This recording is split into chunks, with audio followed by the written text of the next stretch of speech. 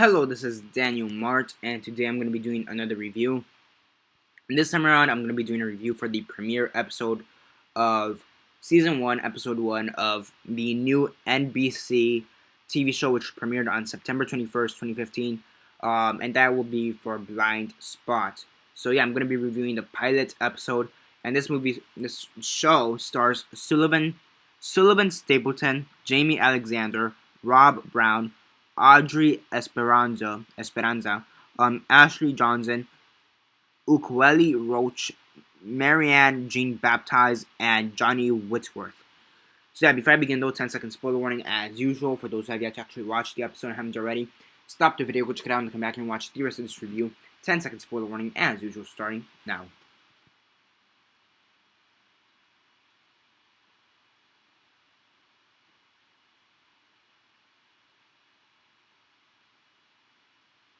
Okay, so 10 seconds are up. So for those who have yet to actually watch the episode and haven't already, please don't comment down below or be messaging me. That never gave you fair warnings. As usual, I did.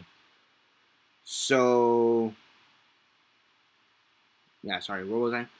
Sorry, distracted. Yeah,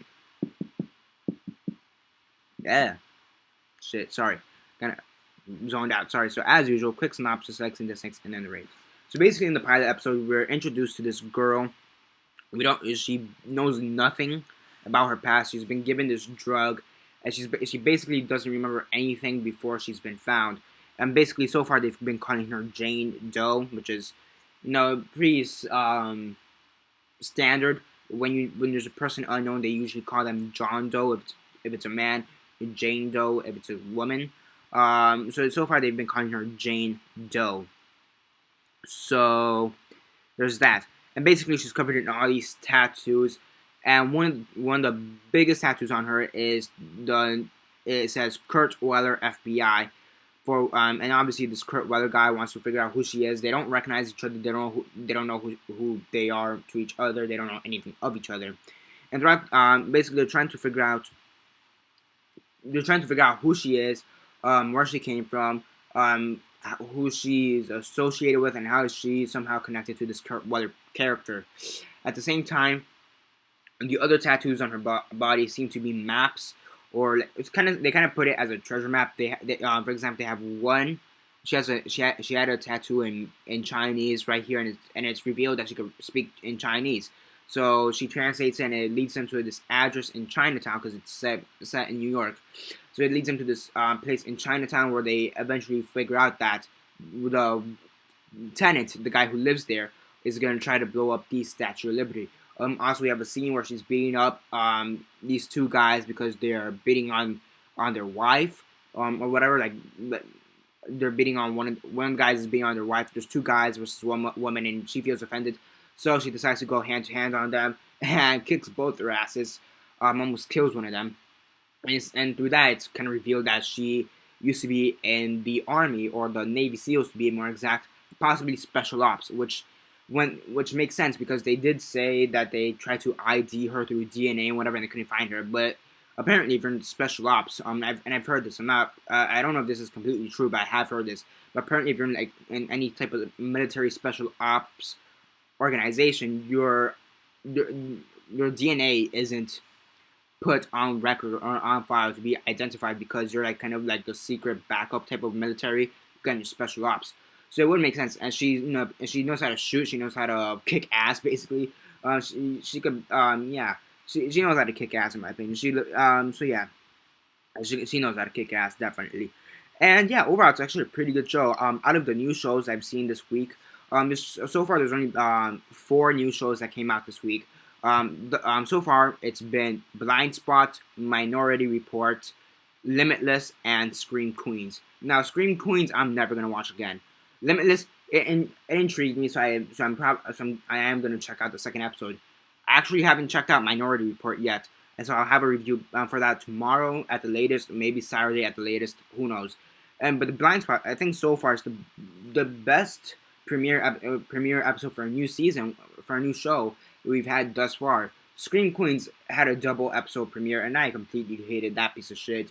Minority Report, I'm not going to comment on that because I haven't seen it as of yet. so I'm not gonna comment on that. It looks good, but I could see that being good or bad. I could see that going both ways. So I'm not gonna. So aside from that one comment, I'm not really gonna discuss the pilot because I haven't seen it as of now. The Scream Queens, the double episode pilot, that was a piece of shit.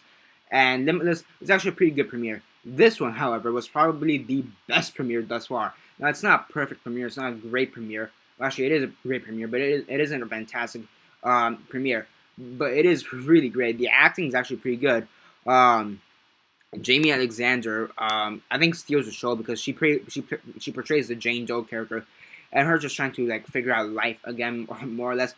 Trying to figure out life again and who is she. That I thought that was actually pretty interesting and cool, and it kind of reminded me of Scarlett Johansson in Under the Skin in just that way, how they both kind of try to investigate life and who they are more or less. I mean, the only difference is that Under the Skin, she's an alien trying to figure out just human interactions in general, but still pretty interesting. And she kind of looks like Scarlett Johansson in Under the Skin. She has the same haircut. I mean, she looks a bit older than Scarlett Johansson. But still, she looks pretty good in my opinion. She looks pretty good. So yeah, I mean overall, pretty good episode, pretty good acting, pretty good writing in my opinion. It is really smart, and I also do like the flashbacks how they kind of reveal. There's this one character, this unknown man who seems to be connected to the past of this girl, and did this to her. Like we see a flashback with him giving her the drug that makes her forget everything. We see another flashback of her shooting at the shooting range, and this guy is there too.